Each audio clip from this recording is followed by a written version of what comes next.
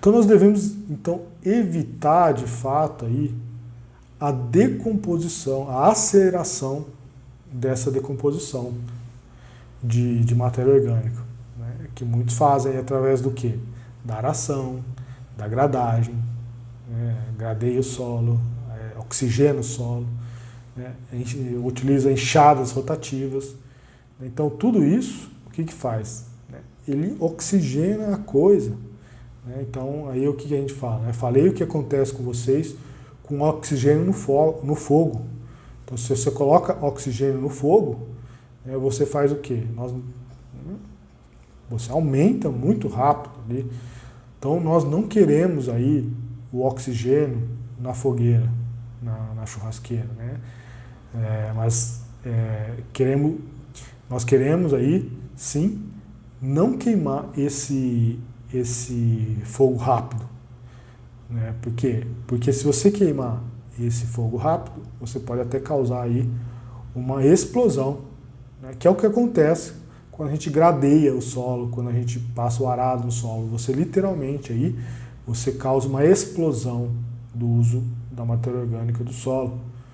E depois o que vai acontecer? Né? Você não vai ter energia lá na frente. Então, se você tem um combustível inflamável, por exemplo, uma gasolina, né? Então vamos colocar aqui, você tem 50 litros de gasolina, né? Você pode queimar esses 50 litros de uma vez, né? Ou seja, se você fizer isso, o que acontece? Uma explosão. Né? Mas se você queimar, né, eu falo a questão no carro, né? Se você utilizar esses 50 litros no carro, no automóvel, você pode queimar aí ele aos poucos, né, que é o que acontece nos cilindros, né, dos motores aí, dos carros, dos tratores, enfim. O trator é diesel, né? Enfim. Mas do seu veículo aí. Então, e você queima aí aos poucos e você cumpre o seu destino final. Ou seja, caminhar aí, você consegue caminhar 500 quilômetros. Mas se você queima tudo de uma vez, você não sai do lugar. Tá? Então, o que nós queremos não é uma explosão, e sim seguir aqui o nosso caminho. Né? Aqui, no nosso caso, no caminho dos processos vivos, naturais. O caminho natural da coisa. Os processos biológicos, processos de intensidade da vida ali. Da vida do solo. Nós queremos manter o calorzinho do solo. Né? Não, então, o calor da vida, né? É assim que a gente gosta, né? Assim, a gente também é assim, né? A gente gosta da vida, na vida nossa, a gente gosta do calorzinho. Né? Então, no solo, o solo também gosta do calorzinho, né? A gente fala até o calor humano, né? O calorzinho humano, você gosta de ficar no quentinho ali. Nem muito frio, né? Nem muito calor, a gente gosta de ficar num calorzinho ali. Né? Então, assim é o solo também. Tá? Então a gente precisa queimar isso daí aos poucos, não tudo de uma vez. Então aí depois o que a gente faz? Né? Fizemos esse revolvimento do solo como um primeiro equívoco aí. Depois, no segundo equívoco, nós colocamos aí a calagem, segundo equívoco. Né? Então a calagem, a primeira coisa que ela vai fazer, também o convencional, né, aí de praxe você jogar muitas vezes a calagem pessoal. Então a gente fala aqui, será que precisa da calagem? Vou explicar a vocês. Então a calagem, ela vai queimar toda a matéria orgânica. Então ela queima, literalmente, o que anima a vida. Então, falamos, né? Ela queima o que anima a vida, a alma da coisa, né? Então quando você vê fazendo calagem aí, você pode até sentir, né? Você pode até sentir doer até na alma, né? Que a gente fala, quando eu vejo jogar calagem, dói até na alma. Né? Então, uma brincadeira só, mas tudo depende. Então, no clima americano, né, europeu, tudo bem. Isso é interessante você jogar calagem no clima americano, europeu, né? No clima temperado. Né? Mas no clima tropical não é bem assim. Tá? Então pode até existir casos aí em que você aí vai precisar fazer calagem aqui. Né? Então, como nós temos aí solos muito ácidos aqui no Brasil, né? Como nós temos, por exemplo, aí solos no Cerrado brasileiro. Então, sim, quando lá foi, né, arrumado de fato aí, o solo foi possível ser plantado no Cerrado por causa da calagem, porque lá os solos são muito ácidos.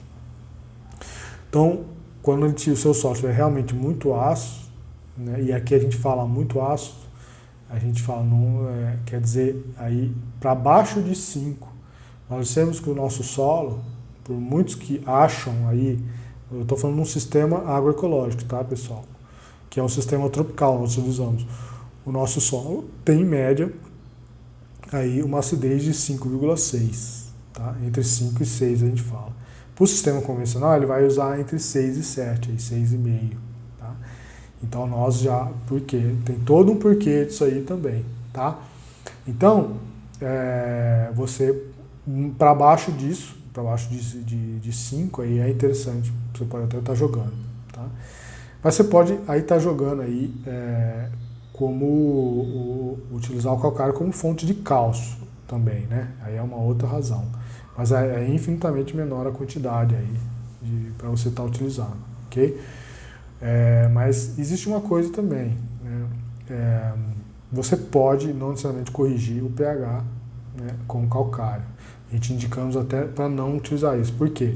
Porque a própria matéria orgânica do solo, os micro-organismos do solo, né, eles possuem enzimas, liberam enzimas.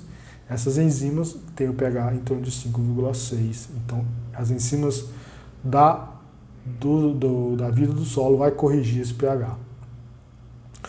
Então, o fato é que o efeito da calagem, aí, ele não só causa mudança no pH. Ele o quê? Ele tem esse poder aí também aí de queimar a matéria orgânica como um efeito aí colateral, né? Como um efeito indesejado, queima a matéria orgânica. E nós queremos matéria orgânica. Então, ele causa então esse poder desagregador. Né? Então, em um próximo passo, primeiro ele desagrega e depois ele compacta o solo. Então, ele causa compactação do solo. Né? Então, por isso que você encontra muito aí, onde você encontra aí calcário e cal. O que você faz com calcário ou cal, que também tem o cálcio, né? Fonte de cálcio aí. Aonde? No cimento. Então, literalmente, você usa calcário e cal para fazer cimento. Então, ao você jogar no seu solo, você está fazendo isso, você está cimentando o seu solo.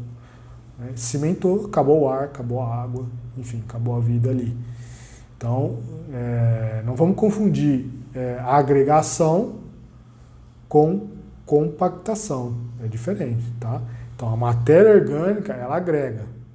Essa agregação é uma união organizada, tá? E tem como princípio aqui a vida, tá? Então, a vida está agregando solo. E o calcário?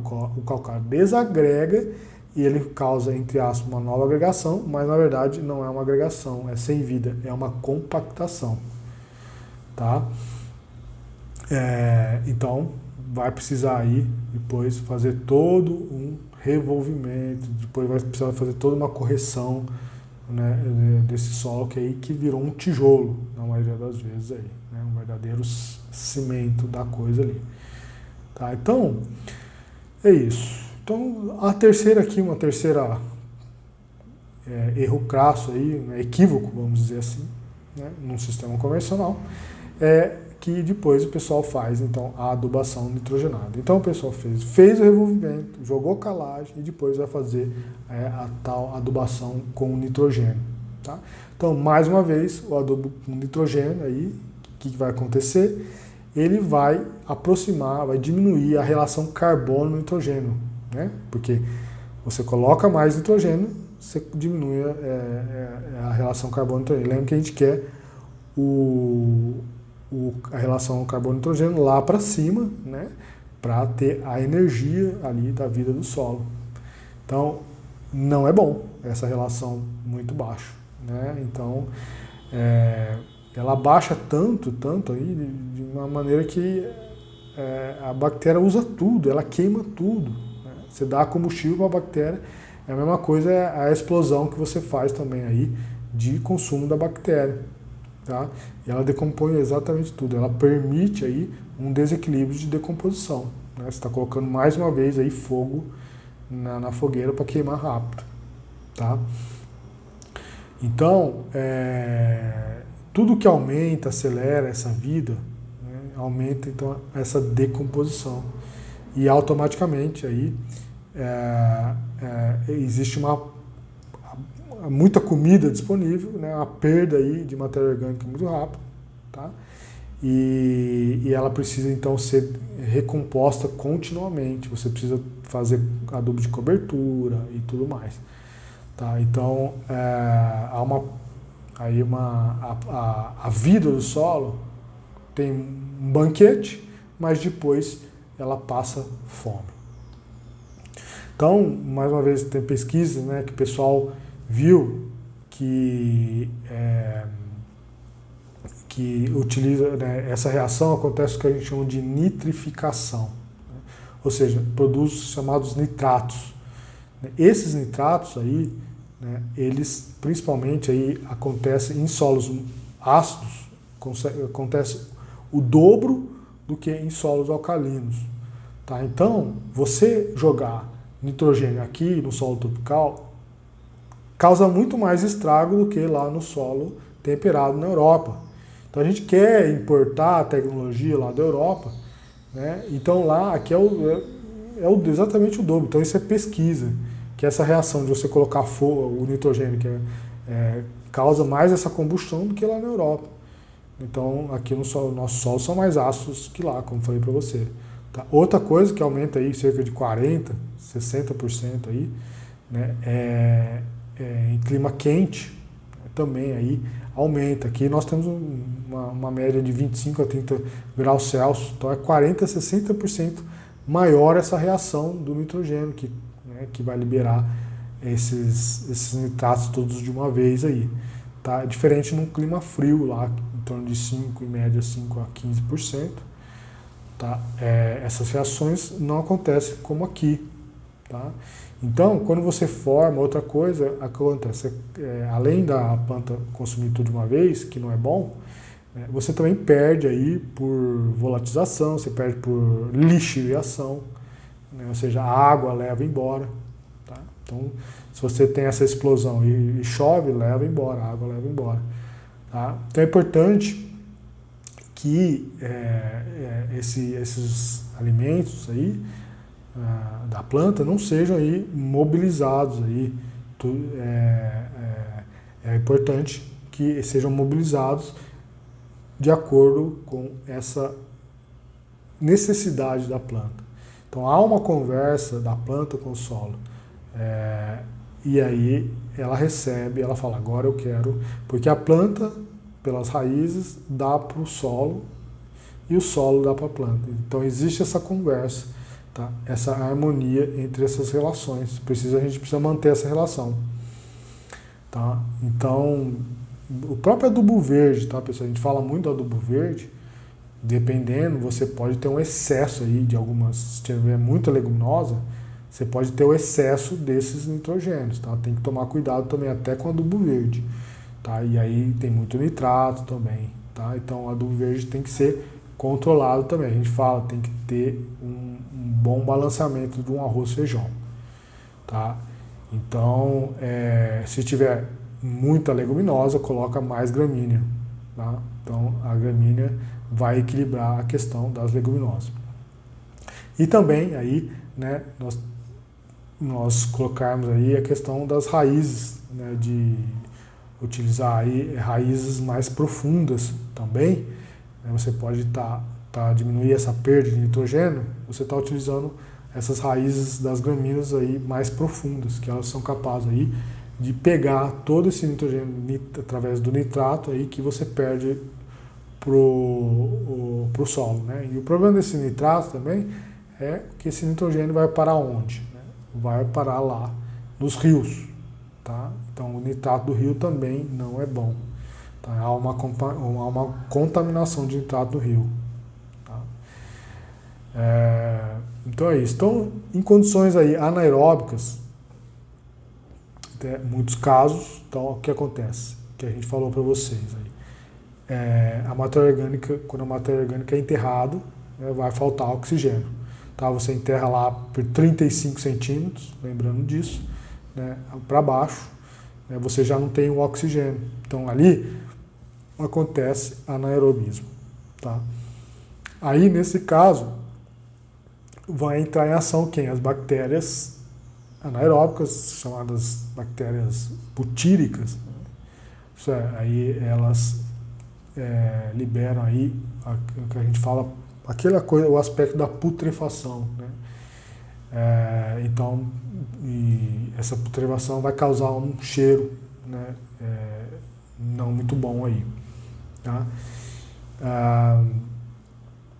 Outra coisa, então, é a questão dos fósforos, né? Então, o fósforo também aí pode ser, aí você pode garantir que o fósforo não seja mobilizado.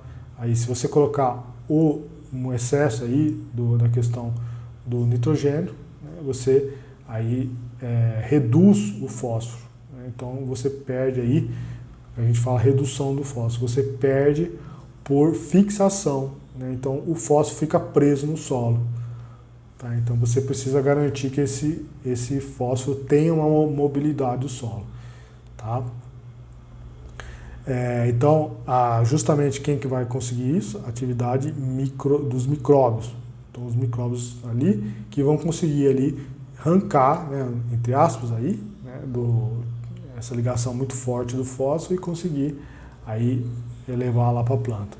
Tá bom? Então, essa atividade biológica aí do solo melhora, então, automaticamente toda a parte nutritiva da planta. Tá bom? Então, tem uma bactéria chamada as lactobactérias, né? Então, chamada lactobactérias. Ela tem esse papel aí, né, de tirar o fósforo, porque muitas vezes o pessoal fala, mas de onde que vem, né, o fósforo, de onde que vem, por isso que a conta não fecha, porque justamente aí elas conseguem extrair o fósforo até tirar de silicatos da rocha. Tá, pessoal? Então, às vezes gasta esse fósforo que o pessoal põe do NPK, né, existe uma tecnologia caríssima aí para você estar tirando, transportando todo esse fósforo. E aí, no caso, o que eu estou dizendo aqui é que as bactérias aqui vão tirar aí esse fósforo. Tá? E aí pode também, aí, uma coisa interessante, que aparece também o potássio, né, de algumas fontes aí, né, para completar o NPK aí, a gente tem aí o potássio que aparece de fontes aí muitas vezes desconhecidas, simplesmente aparece na área. Muitas vezes não sabe, em pesquisa fala, mas de onde apareceu esse potássio? Mas simplesmente o potássio aparece. Então fizeram um ensaio, né, de reposição de potássio com beterraba. Né? Beterraba, o pessoal utilizava beterraba para açúcar. Né? Então, o pessoal, beterraba de açúcar, o pessoal retirava normalmente cerca de uns 800 quilos por hectare aí de potássio. Né? Fazer o cálculo pela quantidade de beterraba, saía, né, simplesmente aí de 800 quilos por hectare de potássio. E aí, após 25 anos depois, fizeram essa pesquisa e vieram que o teor de potássio caiu, né, na análise. Tá? Caiu, né, mas caiu até pela metade, se eu me lembro, acho que caiu pela metade. Mas, apesar disso, eles viram, então, que a safra de beterraba continuava a subir ano após ano. Então, mas como? Por quê? Na análise de solo, esse potássio aí não saía, diminuía, mas ainda o potássio ali no solo estava lá. Tá? Começava a subir a cada ano. Então, isso aí é fato.